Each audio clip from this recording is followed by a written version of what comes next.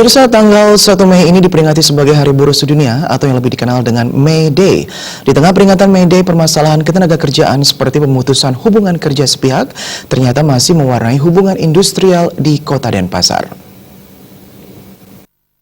Hari May Day biasanya identik dengan unjuk rasa para pekerja yang memprotes berbagai kebijakan pemerintah dan perusahaan yang dirasa tidak memihak kepentingan pekerja.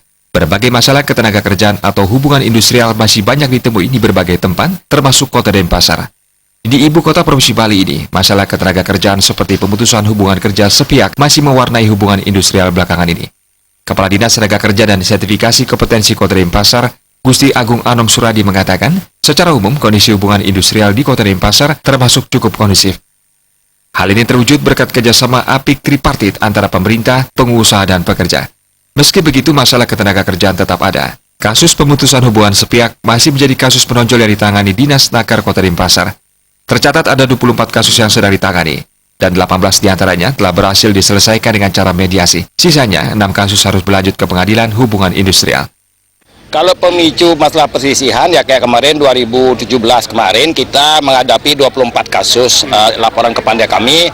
Ya, Astungkare kita selesaikan di kantor 18 kasus, tinggal lagi 6 kasus ini berlanjut.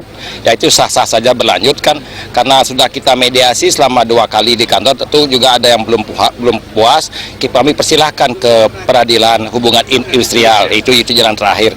Namun kami syukuri 18 kita dapat selesaikan di kantor. Secara umum permasalahan ketenagaan itu biasanya ada PHK, biasanya masalah PHK yang merasa dia di PHK sepihak gitu tanpa apa ini, coba kami undang dari pihak manajemen untuk dikomunikasikan atau diberikan apa yang jadi hak-hak oleh pekerja. Nah, katanya di Kabinet Astungkare kita itu bisa dipahami oleh pihak manajemen dan bisa diselesaikan 18. Jadi udah 74% dapat kita selesaikan di kantor ya. Menjaga situasi kondusif hubungan industrial ini, pihak Dinas Tenaga Kerja Kota Denpasar terus menjalin sinergi. Momen May Day ini diharapkan menjadi media mengapresiasi para pekerja. Riasa Bali.